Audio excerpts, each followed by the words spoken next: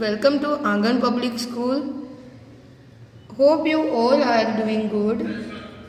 Today is the third lecture of English 1 and this is the chapter 2, that is friendship. Okay? In activity 1, pre-task, there are many poems and stories on the virtue of friendship.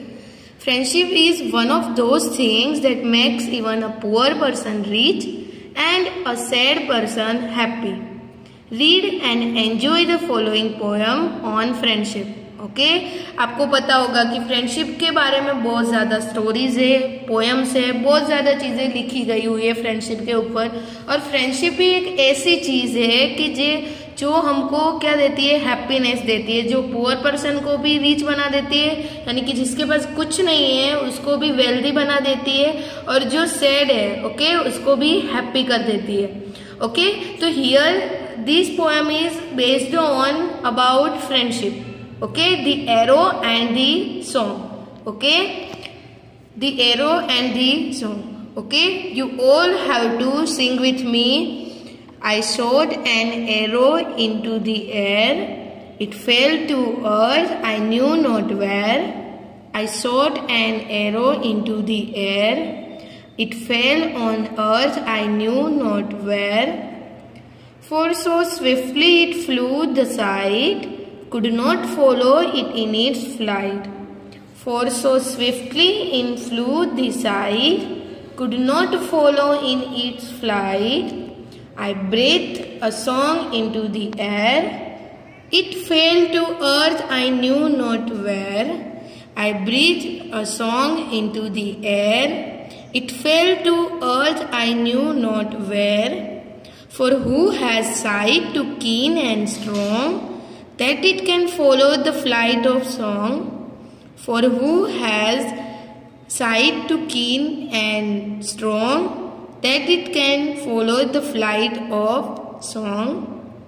Long, long afterward, in an oak, I found the arrow still unbroken. Long, long afterward, in an oak, I found the arrow still unbroken. And the song from beginning to end, I found again in the heart of a friend. And the song from beginning to end, I found again in the heart of a friend. Okay, this poem is written by Henry Wadsworth Longfellow. Okay, ये poet का name क्या है? Henry Wadsworth Longfellow. Okay, let us explain this poem. In first stanza, I shot an arrow into the air. यानी कि मैंने हवा में तीर छोड़ा. It fell to earth, I knew not where. वो अर्थ पे जाके कहीं पे पड़ा, पर मुझे पता नहीं था कि वो कहाँ पे पड़ा. Okay, but he doesn't know where it went. For so swiftly it flew the sight, could not follow in its flight. Okay, swiftly यानी कि quickly. ओके वो इतना जल्दी से मेरी नज़र के सामने से गया कि मैं उसकी जो फ्लाइट थी उसको मैं फॉलो कर पाया नहीं. ओके तो here in this first stanza shows that the unkindness and haters. Okay ये in second stanza I breathe a song into the air. It fell to earth, I knew not where. Okay ये जो second stanza में ये 2 lines क्या show करती है कि उसने लड़के ने पोएट ने क्या किया था, वो सॉन्ग गा रहे थे हवा में खुले आसमान के नीचे, बट उसको पता नहीं था कि वो कहाँ पे सुनाई दे रहा था. For who has sight to keen and strong. Okay sharp, keen यानी sharp. Okay that it can follow the flight of song. फिर भी वो उसकी सॉन्ग की फ्लाइट को वो फॉलो कर पा रहे नहीं थे. Long, long afterward in an oak, I found the arrow still unbroken. Okay, यानी कि थोड़े समय के बाद, in a few time later, he found the arrow, but it is unbroken. Okay, उसने वो arrow find किया, but वो क्या था? Unbroken, वो टूटा नहीं था. Okay, and the song from beginning to end I found again in the heart of a friend. Okay, but वो जो सॉन्ग था वो beginning to end, शुरू से लेके एंड तक का जो सॉन्ग था वो उसने फाइंड किया पोएट ने उसके फ्रेंड के हाथ में. ओके, यानी कि एरो ओक ट्री के पास उसको एरो दिखा, वो स्टिल अनब्रोकन था, यानी कि जो तीर से छुटा हुआ एरो एक बार निकल जाता है ओके, फिर भी वो अनब्रोकन था. वैसे ही जब अनकाइंडनेस और हेटरनेस हमारे से हो जाती है ओके, हमें हार्श वर्ड्स बोलते हैं ओके, तो एक बार जो बोले जाते हैं तो उसको रिटर्न नहीं ले पाते ओके. जैसे कि एरो एक बार छोड़ दिया फिर भी वो ब्रोक नहीं हुआ था, उसके जैसे कि जो एक बार हमने अनकाइंडनेस शो कर दी, हार्शनेस शो कर दी, तो फिर स्टिल हमारी इमेज कैसी रहेगी, वैसी ही रहेगी ओके. और जो सॉन्ग है यानी कि इसमें सॉन्ग किसके साथ कंपेयर किया है कि उसको एक फ्रेंड के हार्ट में उसने फाइंड किया, यानी कि अगर काइंडनेस, हैप्पीनेस ओके, अनहेटरनेस होगी, यानी कि कोई भी हार्श वर्ड्स नहीं होंगे आपके पास, आप नहीं बोलोगे, आप काइंडनेस शो करोगे ओके, तो हैप्पीनेस शो करोगे, तो वो एक आपको वो क्या बनेंगे, आपके फ्रेंड्स बनेंगे. और वो जो सॉन्ग था वो उसके हार्ट में उसने फाइंड किया था, यानी कि ये सॉन्ग है वो काइंडनेस शो करता है okay. Okay, got it student. Now next, here are given some questions. Let us discuss about the answer of these questions. Reflect upon these questions and share your views with your partner. Okay, first, what is talked about mainly in the first stanza? What is talked about mainly in the first stanza? First stanza में क्या था, arrow को तीर से छोड़ा था okay, वो इतना क्विकली वो एरो फ्लू हुआ कि उसको he doesn't know where it went, वो कहाँ पे जाके गिरा उसको पता नहीं था ओके. तो answer is in the first stanza the poet talks about the arrow which is shot in the air and it flu so swiftly so that it doesn't know where it went. Okay, in the first stanza the poet talks about the arrow which is shot in the air. It flew so swiftly that he doesn't know where it went. Okay, now next, second, what is talked about mainly in the second stanza? Second stanza में song के बारे में बताया गया था okay. तो in the second stanza the poet talks about which he sang, जो गा रहा है उसके बारे में बात कर रहे थे. He doesn't know where the song was heard, उसको पता नहीं था वो सॉन्ग कहाँ पे सुनाई दे रहा था okay. Now third, is there anything common between arrow and song? क्या एरो एंड सॉन्ग के बीच में कुछ कॉमन चीजें है कि नहीं?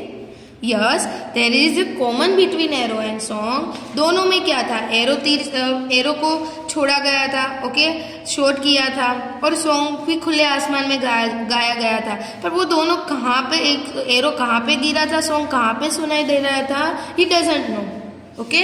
तो yes, there is common between arrow and song. The poet shot an arrow in the air and he sang a song in the air. The poet doesn't know where the arrow went and he also doesn't know where the song was heard. Yes, the poet shot an arrow in the air and he sang a song in the air. The poet doesn't know where the arrow went and he also doesn't know where the song was heard. Okay, now next, fourth, what does the last line mean to you? The last line means a strong friendship. Okay, last line क्या show कर रही थी, strong friendship. वो song था, उसकी जो kindness थी वो फ्रेंड्स के हार्ट में उसको शो की गई थी okay. Fifth, find the rhyming words from the poem. Rhyming words में जो पीछे के लेटर्स होते हैं वो क्या होते हैं, सेम, जैसे कि air, where, sight, SIGHT sight, FLIGHT flight, SIGHT side, FLIGHT flight. STRONG strong, SONG song. STRONG strong, SONG song. END and FRIEND friend. END and FRIEND friend. Okay. Now Here are given some keywords of this poem. Let us discuss. SWIFTLY, swiftly. Swiftly means very quickly. Okay, swiftly means very quickly. BREATHED, breathe. Breathe यानी hear, send. Okay, breathe यानी inhalation exhalation यानी कि respiration में breathing होती है. Okay, but ये poem में breathing यानी कि here, send. Okay, keen, KEEN, keen. Keen means sharp. क्या? शार्प. ओक, ओक यानी oak is a tree. Okay, oak क्या है? ट्री है. Okay, okay, here are completed our poem. Now next, activity 3. In activity 3 given a one story about a grandpa's and his grandson. Okay, and this story shows the friendship. Okay, and the given below is a beautiful story. It is about how the grandfather treat his chair as a friend. Okay, यहाँ पे ये story में दादाजी की chair है वो as a friend consider किया हुआ है. And how the grandson understand the feeling of grandfather better than his parents. Okay, और ये जो स्टोरी में उसका जो पोता है, उसके दादा का जो पोता है, वही दादा की फीलिंग्स को समझ सकता है उसके पेरेंट्स से भी ज्यादा. Okay, now before we start we discuss some keywords of this story. Okay, here are given.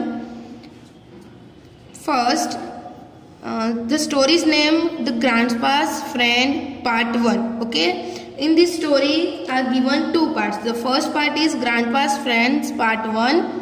Keywords.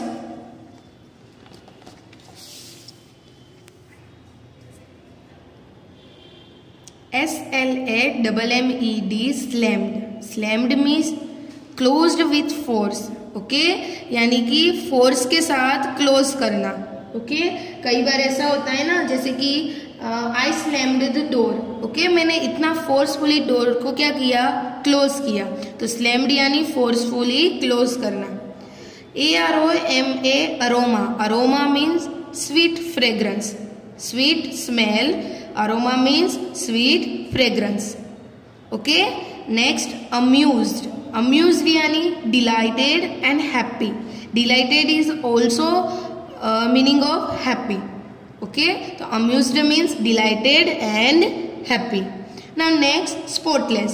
Spotless means without any dirt. Spotless means without any dirt. Okay, now next, unsightly यानी ugly, फ्लीथी. Okay, unsightly यानी ugly, filthy. Objected. Objected means opposed and disagreed. Objected means opposed and disagreed. Convince यानी satisfy by argument. Convince यानी satisfy by argument. Insisted यानी said forcefully. Okay, insist करना यानी कि forcefully बोलना. Okay, forcefully किसी को मनवाना. कन्विंस करना यानी सेटिस्फाई द आर्ग्यूमेंट, यानी कि कन्विंस करना यानी कि मनाना.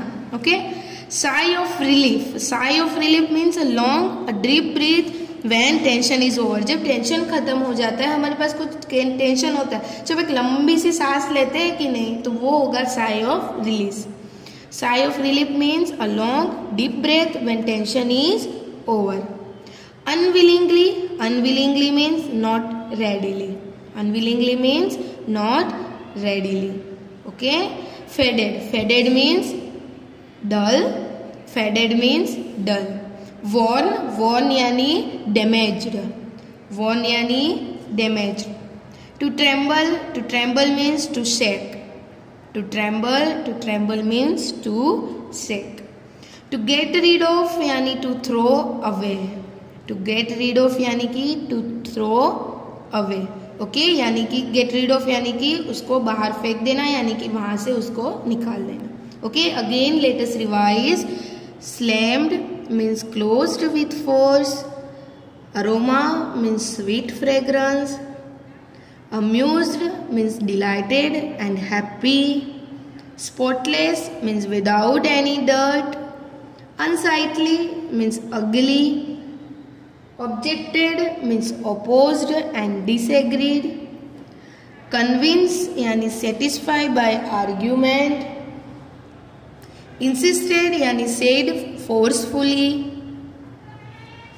Convince यानी satisfy by argument. Sigh of relief means a long deep breath when tension is over. Unwillingly means not readily. Faded means dull. Worn means damaged. To tremble means to shake. To get rid of यानी to throw away. Okay students, here are completed today's session. Okay, in next session we will continue with this story. So students, keep learning, stay safe, stay home.